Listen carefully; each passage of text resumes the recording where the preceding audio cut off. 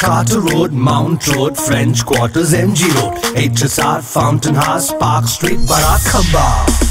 We've been here, we've been there, Vekas been just everywhere. వేల వాహనాలు నీట మునిగాయి. వందల సంఖ్యలో కార్లు డ్యామేజ్ అయ్యాయి. టూ వీలర్ నుంచి ట్రాలీ వరకు దెబ్బతిన్నాయి. బతుకు బండి లాగేది ఆ బండ్లే కాబట్టి రిపేర్ చేయించుకోక తప్పదు. మెకానిక్ షెడ్ల ముందు క్యూ కడుతూనే ఇన్సూరెన్స్ క్లెయిమ్ చేసుకునేందుకు ట్రై చేస్తున్నారు. మరి ఇన్సూరెన్స్ ఎలా లెక్కిస్తారు? ఏ డ్యామేజ్కి ఎంతొస్తుంది?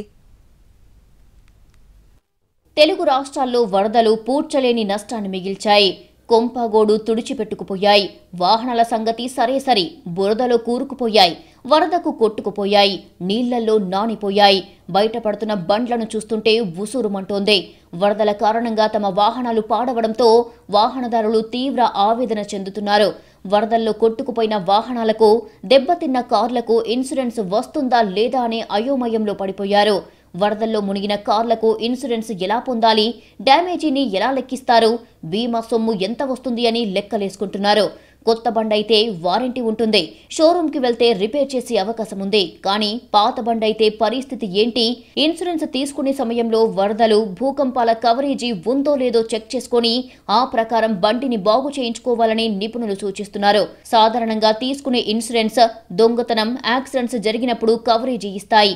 కానీ ప్రకృతి బీభత్సాలు జరిగినప్పుడు, కార్లు వరదల్లో కొట్టుకుపోయినప్పుడు ఇన్సూరెన్స్ రాదు. సాధారణ కార్ ఇన్సూరెన్స్ బదులుగా కాంప్రహెన్సివ్ కార్ ఇన్సూరెన్స్ పాలసీ తీసుకోవడం ద్వారా ప్రకృతి బీభత్సాలు జరిగినప్పుడు కూడా కవరేజీ పొందవచ్చు.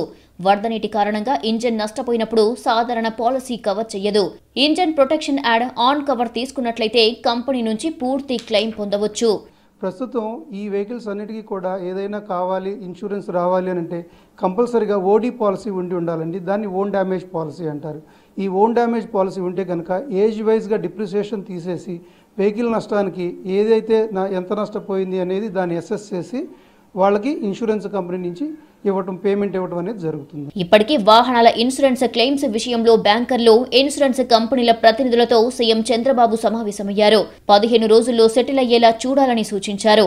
ముంపు ప్రాంతాల్లో ఉన్నవారంతా పేద, మధ్యతరగతి ప్రజలే కాబట్టి వారి పట్ల మానవీయ కోణంలో స్పందించాలని అన్నారు.